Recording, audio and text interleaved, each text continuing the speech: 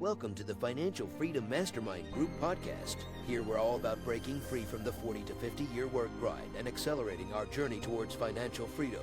Join us every Wednesday at 7 p.m. Eastern as we explore different types of investments that can fast track your path to financial independence. We serve as a hub for connecting with fellow members during our sessions so you can share successes, ask questions, and keep the momentum going. And good evening, everyone. This is Niyi Adewole, host of the Ekabo Home Financial Freedom Mastermind Group. And I am pumped to be joined today by Michael Scarpati, who is the founder and CEO of Retire US, which is a fintech platform on a mission to simplify retirement planning and connect people with independent fiduciary experts. Michael believes that most people aren't suffering from a lack of knowledge, but really are being overwhelmed by too much noise in the social media realm and by all these different experts trying to help you out. And he's here to help us cut through the clutter and get the clarity, intention, and the value-driven approach needed to be successful in your finances today. Michael, thank you for joining us. No, thank you for having me.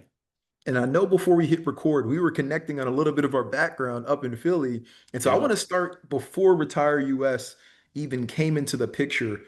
What did money mean for you growing up? And what's your relationship with that coming up? That's a great question. First of all, thanks for having me on. Love this. The Philly connection is what a nice little bonus surprise right there.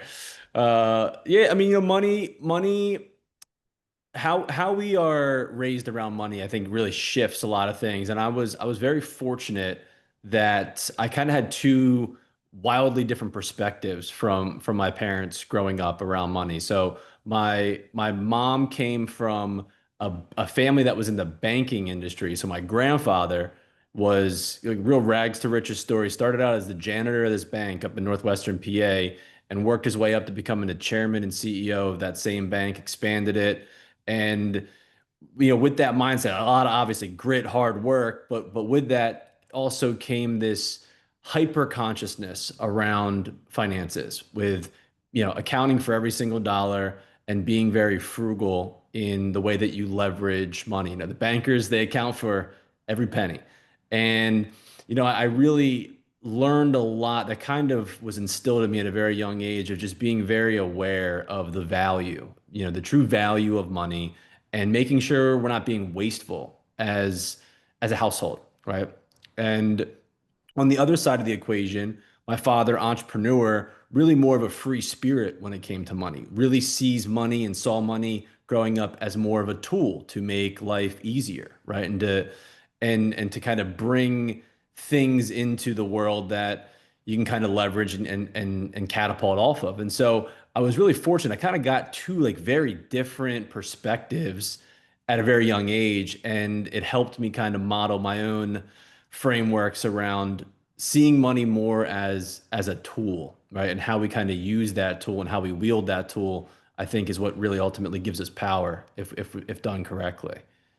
100% agree. And I know a lot of the people that are our listeners are on that path to entrepreneurship or are newers as well. And it's one of those things where it's great to have that in you, but you can go a little too far on the risk side and get yourself in financial trouble. And so it's great that you had a banker, right, also in your family that was able to kind of help balance out the perspectives. And I'm sure that helped when you started looking and coming into contact with the idea of Retire US. And so what was the moment or the inspiration that sparked that idea? Well, if you've been in the financial industry as long as I have, you have seen a lot of really bad financial plans. And that was kind of it was kind of a slow burn over time. I've been in the financial services industry for 15 years. And as an independent fiduciary financial planner, coming from that perspective, the toolkit is very different. The perspective and approach is very different than most traditional product advisors that are really just focused on investments first. And the plan is kind of a result of those investments.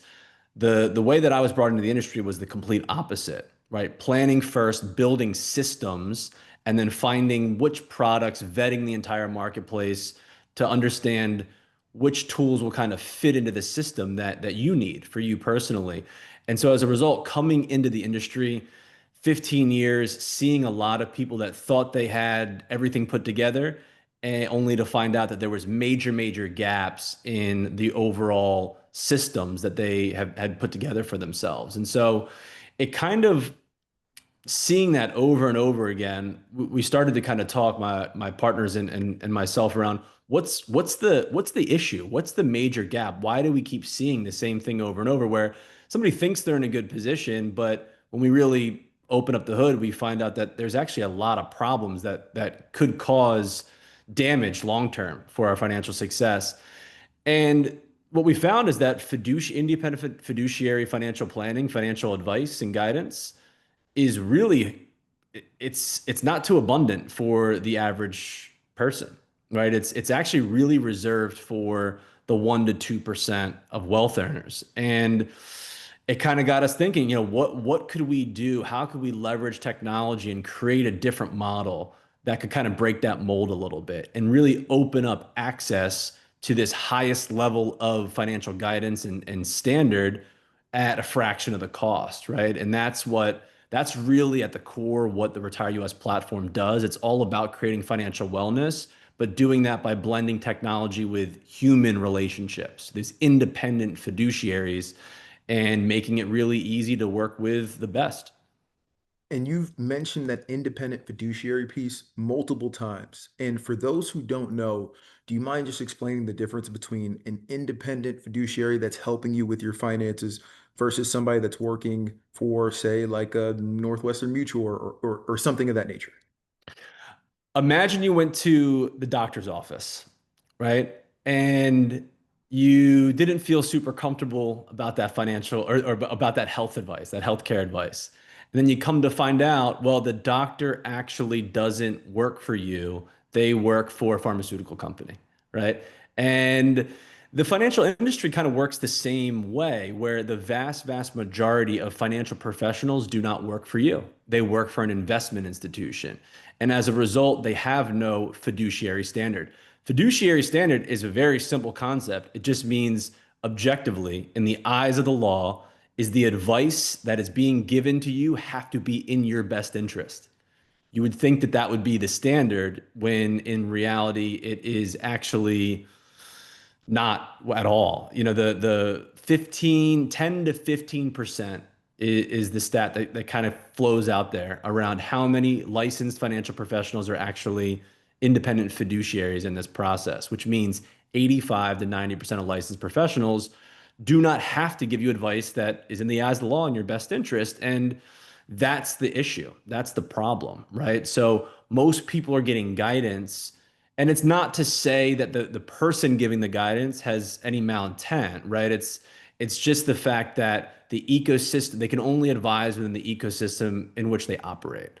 And most of them operate in an ecosystem that is essentially run by the institutions themselves, not one that's independent with an open architecture, and they don't work, for you, the individual, right? The person that cuts the check is the investment company itself in which they represent. And so that's the crux of the issue. Most people aren't aware of it, but you kind of intuitively, a lot of people feel it when they're thinking about getting financial advice. They're like, ooh, I don't know how to trust. Like kind of this like used car, old used car salesman connotation is what people fear.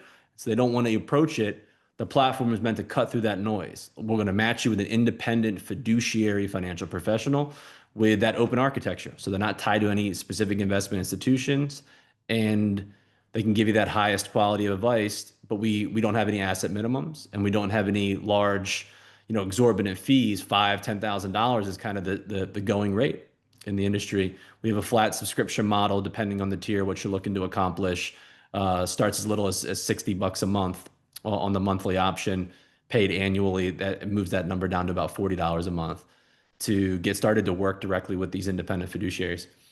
And that is pretty incredible. And I was laughing a little bit earlier because literally just last week I got contacted by another individual that just joined a company similar to one I mentioned before, where, hey, they offer the products that are within that company. And it's one of those things where, as you said, it does start to feel kind of like a used car salesman. And it's Yeah. like, hey, if you're incentivized to only sell these products, how can you advise me on other things? Like, what if I'm thinking about real estate that could help down the road? Or what if I'm thinking about getting into Vanguard ETFs instead of doing it through you? Like, is that still going to work? And Yep. so I love the fact that you are taking on this industry. When you mentioned the stat of only 10 to 15% being independent fiduciaries, that's actually pretty crazy. But it Yeah. does make sense because these bigger guys have kind of created, I don't want to say a monopoly, but they've taken over the industry for a long time.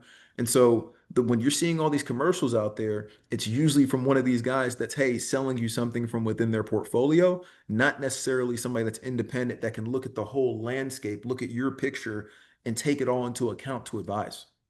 Yeah, and it's not to say that, it's not to demonize products because we need them. Products are great. It's just the fact that products should be the result of a bigger picture. Products should be a result of a system. James Clear has a really great quote, if you ever heard of Atomic Habits, really great New York Times bestseller book, all about how habits drive our success, right? Mm, And becoming conscious of our habits is something that really separates, those that gain massive success from those that don't. And there's a quote in there that he says, we don't rise to the level of our goals, we fall to the level of our systems. mm, And it's a very true perspective of how we should be approaching our finances too. Most people have goals and products that they're trying to leverage to achieve those goals. Very few have actually put systems or frameworks or processes of how their behavior actually needs to change and how their decision making needs to be impacted by a larger system so that our current situation, our cash flow, is directly interacting with things that will ultimately impact long-term tax ramifications or our legacy plan, our retirement, our short-term, our taxes, I'm sorry, our risk, our insurances.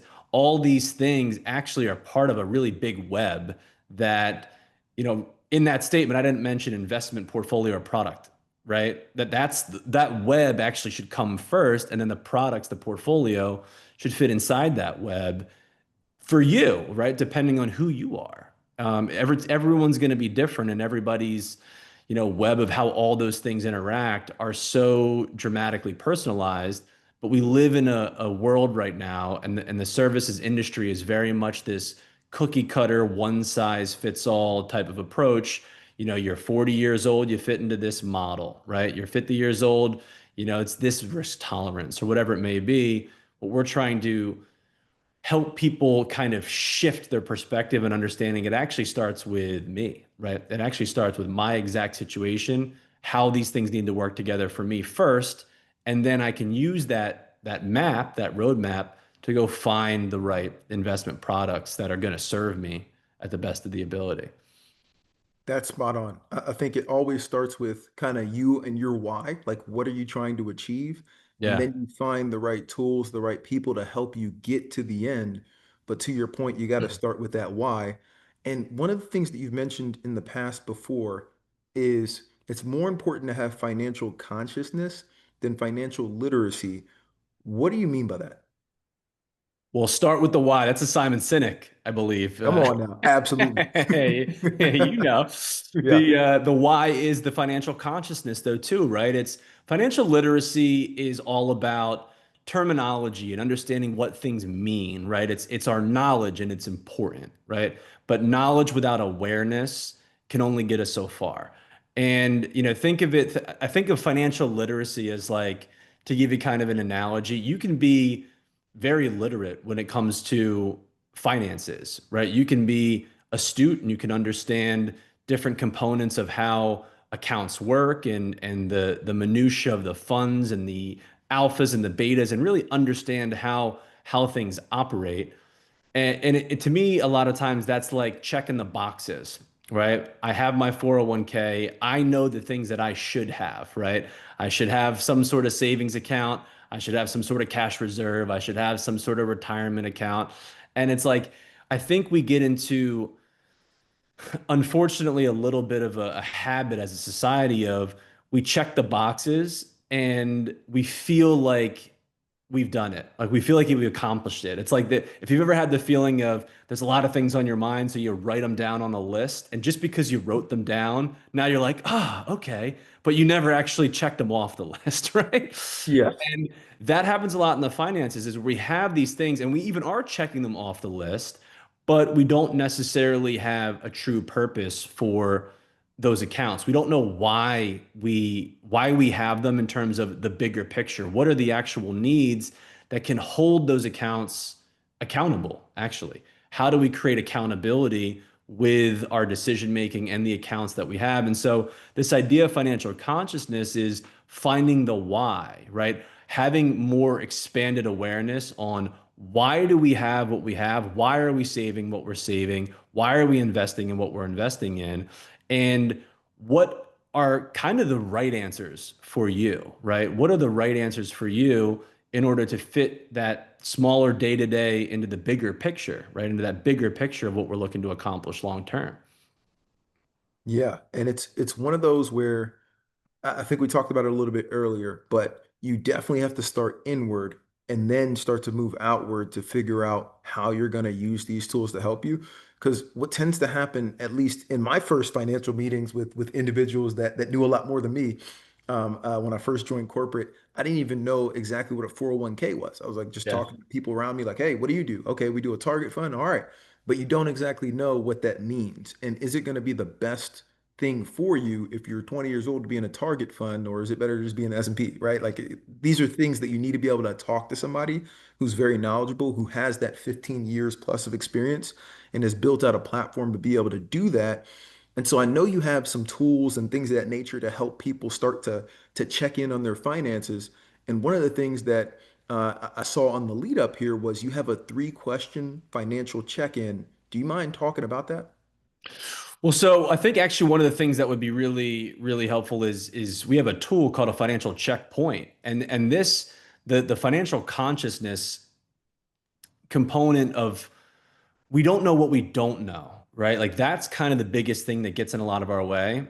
And you kind of hit the nail on the head when you approach this, when you're 20 years old, it's just becoming literate is the best start, right? Just what is a 401k? Okay, I should probably take advantage of that, right? And I know that feeling too, right? I'm in the financial services industry now, but coming out of college, I didn't know any of this stuff, right? I learned it on the job, and I wonder if I would know any of this stuff if truly I wasn't in the business, right? And that's kind of one of the big disconnects we have as a society. We don't really learn this stuff. I went to Philly School, St. Joe's University. I wasn't a financial planning major. I was international business.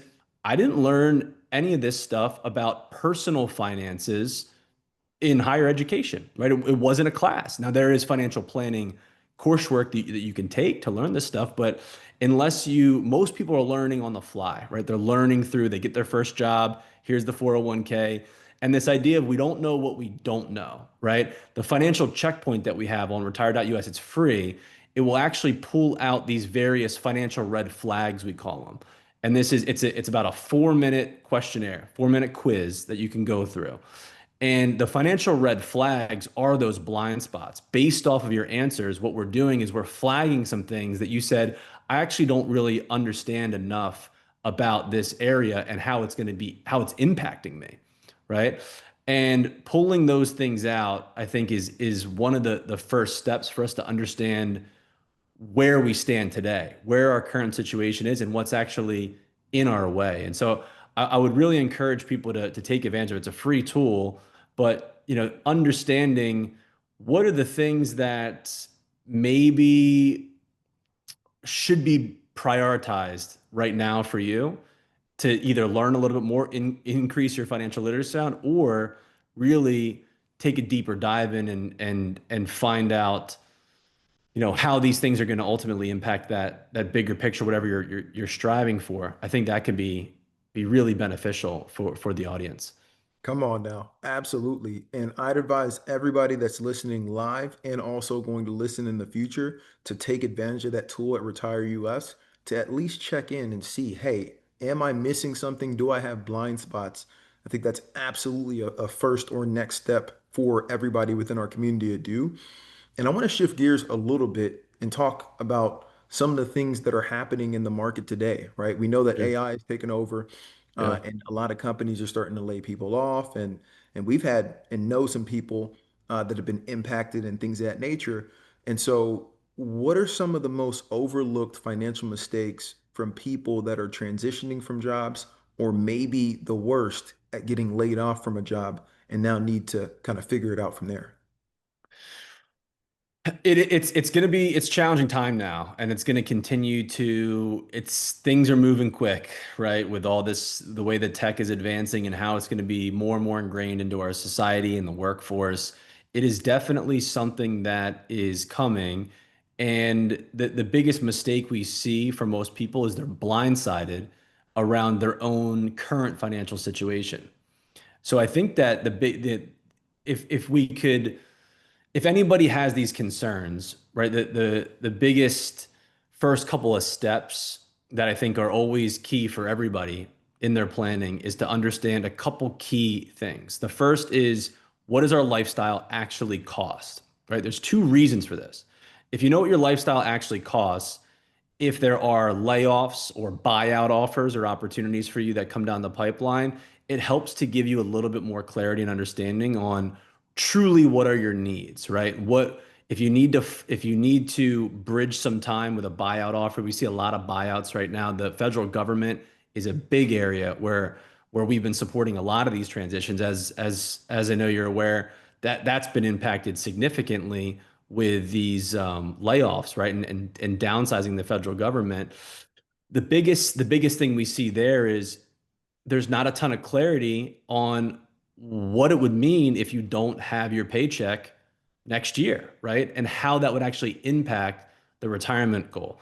So it all really is going to be relative based off of where you are in your career trajectory. If you're really close to that retirement timeline, understanding your current expenses and your current lifestyle costs, that also helps us understand what our retirement needs will be, right? A lot of people like to operate on rules of thumb, but the reality is your retirement is completely subjective to what your lifestyle is.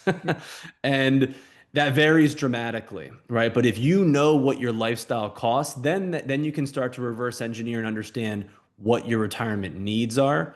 All roads lead to retirement when we're in the workforce, right? All roads lead to retirement. And being able to navigate these transitions while also understanding where we're headed, right? That's such a key piece of information because it helps you understand how much time you may need to or how much time you may be afforded really until you desperately need to find something either equivalent or what that comparable pay may be, right? It may not be exactly what you're used to making, but what it at least bare minimum would need to be so that you don't knock some of the retirement plans also off track, right? You can kind of stay on the pacing that you're at. So it's math, right? It's numbers. It's getting clear understanding on the math of our current situation. What does our lifestyle cost? And then ultimately, what does that mean in terms of how much we will need for our retirement goal? Because at the end of the day, that's what we're working towards, right? When we're in the workforce. If you have those two key pieces of data, now you can start to really reverse engineer and understand and model out different scenarios when, the situation arises that you may have to transition your employment. You can do that with, sound data and analytics versus just kind of like intuitive feel. 100% agree. And it's one of those things where it's a lot of people try to put their blinders on and just say, hey, as long as I'm able to cover my bills and I can go out and do things, everything's okay. But it's one of those things where you really got to start tracking it if you want it to grow. And so a few years ago, I just started doing an exercise alongside my wife where we do it once a month, but I'd recommend at least once a quarter. We get together, we have a financial meeting, and we actually track our net worth. We pull all the assets, all the liabilities, and we see, and over time, we've been able to knock out debt and actually see our assets grow and say, okay, this is a good area. And now we're moving toward where we want to be for the future. But one thing I would say as well, or I would ask you is you know, our parents are from the boomer generation, right? We're from the millennial generation. Our parents are the boomers, and they got to work kind of the same job and then move into retirement, and that was kind of what they knew. They didn't have to do any crazy investments unless they wanted to. And so, is traditional retirement still a thing for our generation, or is that gone? I think it's probably the way that we define retirement is going to be much different than the way the previous generations have. And then, the generations after us will probably be a completely different thing that we can't even think of or comprehend at the Yeah. moment. But you mentioned something. I love that tradition, that ritual that you've created with your wife. It's such a wise thing to do. So hats off to you guys for doing it. Here's a politically incorrect way, probably, to think about this when it comes to money.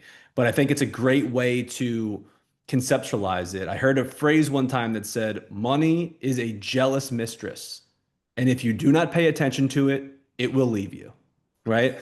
And it's a good way for us to frame actually what is our relationship with money, because most people, it stresses people out, right? And so to circle back to the why, right? Doing the inner work actually is a good starting point to understand, why is it stressing us out?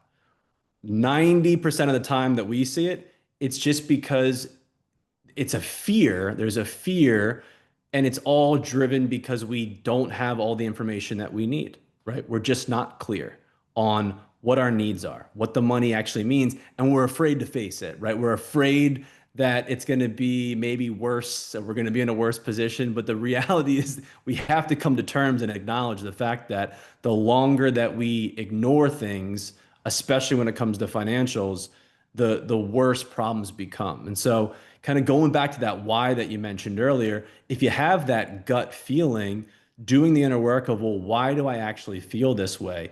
And kind of giving yourself a couple of those prompts to get a little bit of a deeper understanding of what it is that you actually need to do. What is the action that you can take to allow the gut to kind of unclench a little bit, and you can kind of take the, shoulders relax, and you kind of breathe and go, okay, all right, well, at least now I know, and now I can do better. I can create better habits. I can do a monthly meeting where we're looking at it and we're tracking it.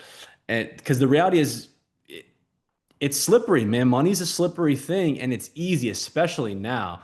We live in a time where it is easier than ever to waste money. It's easier than ever to just blow money. And the more that we look at it, I do a very similar thing, actually. We kind of, the wife's pregnant now, so this isn't the case, but we would do like a little wine date night, is what we would do. And we would actually, her father every year gives her one of those big calendars that's like the month over month calendars, the ones that you would see on, like an executive's desk back Yeah. 20 years ago, big paper calendar. But so one of the things that we found really helpful is we'll integrate this into the finance process, where we go through the calendar and we actually plot out all of the big things that are going to be happening, because the big things also generally have big dollar signs behind them. So we go and we actually map it out, and we get like, some markers, and we draw on this big calendar, and we write out all the fun things that we're going to be doing. It also kind of helps us understand the vision for the 1 year picture of where things are going. And then we take that, and then we kind of reverse engineer some of that. Okay, well, we have 5 weddings this year. So there's a lot of things that are going to go into that. And it kind of helps us get more of a clear picture of just some of the short-term extra liquidity things where we might need to be saving for, so that when the time comes, we're not just, charging it to the game on the credit card, and then kind of digging back out. And so that's been a really helpful process for us, and system, right? Thinking about the systems, that's a good, easy cash flow system that you can kind of put in place to map out the short-term 1 year picture, bring it down to the day-to-day to see, okay, well, what do we actually need in order to have some of this excess liquidity? So I love that you do that. We do a very similar thing, and it's been giantly beneficial once we started really as a couple focusing on the household's health financially. Things dramatically started to shift. Come on now. And Michael, I love what you're doing in this space. I think it's Thanks, man. desperately needed because when you look at just the expenses that are going up and a lot of the roles that people have nowadays, not even being able to really keep up with the just day-to-day expenses and the inflation that's happening, it's only going to get worse. And you really got to get a handle on your finances early if you want to have success down the road, because the earlier you start, the better. And so, for those that want to join the community, that want to go on and do that financial check, that 4 minute check, and hire and kind of learn from the Retire US team, how can we get in contact with you? How can we reach you? Where should we go? Retire.us, that's the URL. That is the best place to go. There's a free mindfulness tier where you can get started. You can do that checkpoint to get some insights and awareness on where you are today in terms of retirement pacing, tax planning. Also, we'll pull out these various red flags. When you're ready to work directly with somebody, the platform makes it incredibly easy to onboard your data, kind of get started, take that first step. That's kind of the big thing that gets in the way for most people is just taking the first step. What I can promise you in this process of becoming more financially conscious is that take the first step. The second step is always easier than the first, and the third is easier than the second. And so it's we got to get out of our own way a little bit to take that first step. So retire.us, also on Instagram and LinkedIn at retire.us. We'll be pumping out a lot of different content around financial consciousness, literacy, tools, tips, techniques that you can use to become the master of your finances. Come on now. And we're definitely going to be sending some people your way. Those Thank that you, are man. listening live, you're free to go ahead and jump into the chat and or unmute to ask questions. And those that listen in the future, we want you to go to retire.us to go check this out and work with Michael and his team on getting your financial literacy as well as your financial consciousness up and ready to rock before that retirement age. But we'll pause for a second to see if there's any questions in the chat and or questions from the group. And then I got one or two more I want to ask before Sure. letting you get back to your beautiful family.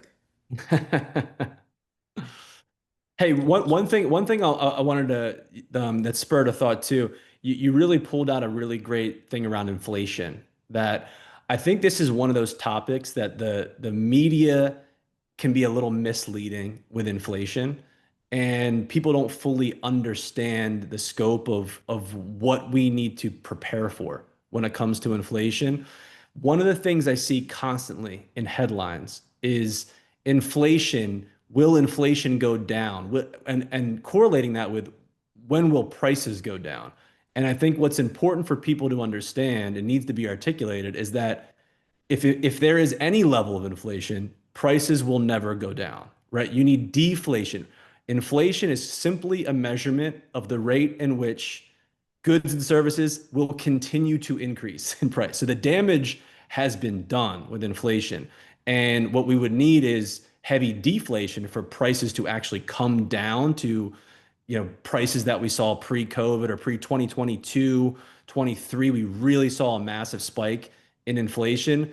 That damage is done. And what we're talking about is what's the rate in which that is going to continue to increase over time, and is that in normal ranges versus some of the high inflation that we saw a couple of years back. And with tariff policy, it's unlikely that that's going to honestly be the case. So I do want to prepare people.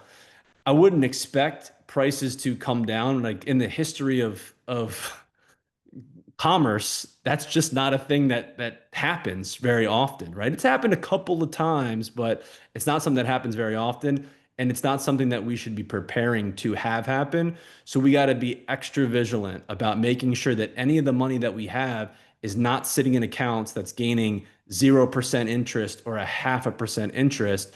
You have to find high yield savings. You have to find things that can get the 3 to 4% at least at a minimum, because that is the rate at which things are getting more expensive. And every day that money's not keeping up with it, it's losing value. So just something to throw in there for the Come on. audience too. And I'm happy that you touched on this piece because it's something that has been heavy on my heart in recent years. I Yeah. read this book. It was about hyperinflation in Zimbabwe.